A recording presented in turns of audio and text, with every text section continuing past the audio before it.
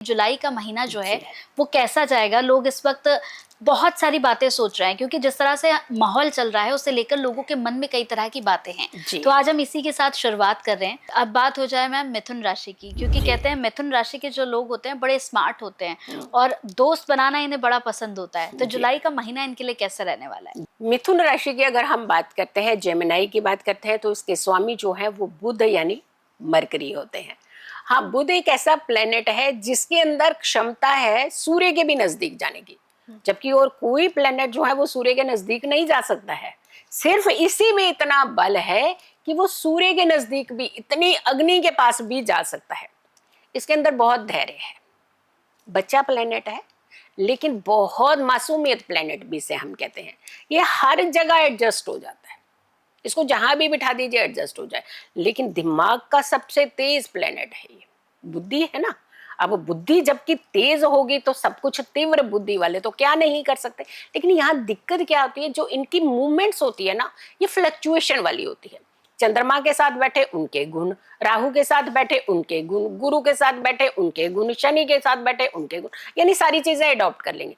अपना टाइम तो निकाल लेते हैं ये, लेकिन इतने जो स्विंग्स होते हैं ये कहीं ना कहीं आपकी जिंदगी को सेटल्ड नहीं कर पाते हैं, स्टेबल लाइफ को नहीं दे पाते हैं। क्योंकि जब आप हर क्षण बदलेंगे तो आप कौन सी दिशा की तरफ चलेंगे, कौन सी दिशा को आप पकड़ करके रखेंगे, तो नहीं रख पाएंगे ना। इसीलिए आपके लिए जो ग्रहों की भूमिका है वो बताते हैं, भाव की बताते हैं, लेकिन थोड़ी सी आपको एक प्रिकॉशन की तरह हम एक रेमेडीज भी बताएंगे जो आप जरूर कीजिएगा।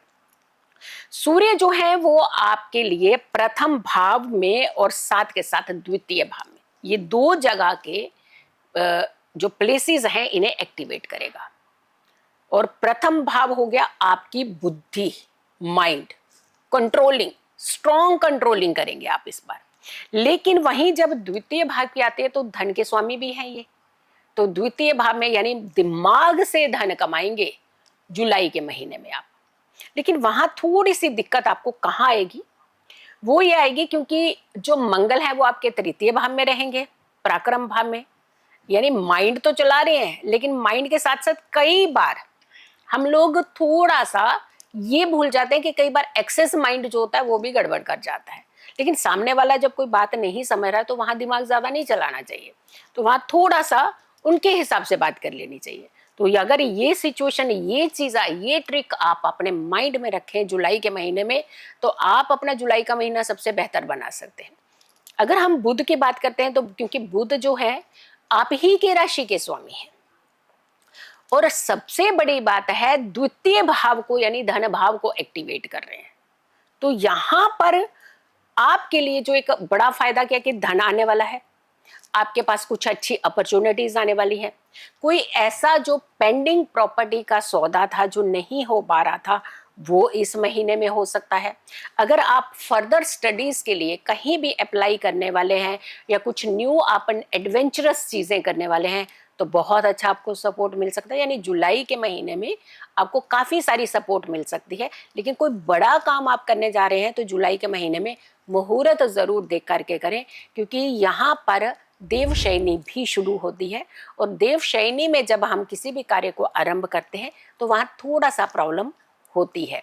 जबकि देवशयनी जाते हैं तो श्रावण महीना भी इसी में ही शुरू हो जाता है, इसी महीने के अंदर ही तो भगवान शिव आ जाते हैं। लेकिन मुहूर्तों पर थोड़ा सा विराम लग जाता, भक्ति पर विराम नहीं लगता है। भक्ति तो खूब सारी करिए, सुबह शाम रात सारी भक्ति करिए, लेकिन शुभ कार्यों में, कुछ कार्यों में विराम लगता है, जिसकी वजह से मुहूर्त देखना जरूरी हो जाता है। आपको क्या उपाय करना चाहिए? बुध की राशि है, वैसे तो बड़ी ज्ञानवान राशि है। हमने कहा ना कि जब बाकी जगहों पे बार बार फ्लक्चुएट होती है तो वहां दिक्कत होती है। इनके अंदर एक स्टेबिलिटी की भावना होना बहुत जरूरी है। वो अपनी जब राशि में रहते हैं तो बहुत अच्छे रहते हैं, लेकिन जब ये दूसरी राशियों में जाकर के दूसरे ग्रहों के साथ संगति करते हैं वहां थोड़ा सा ट्विस्ट आ जाता है। तो आपको तुलसी के पत्तों का रस निकालना चाहिए, उससे तिलक लगाना चाहिए, और ये रविवार के दिन नहीं करना है, एकादशी और अमावस्या पे नहीं करना है।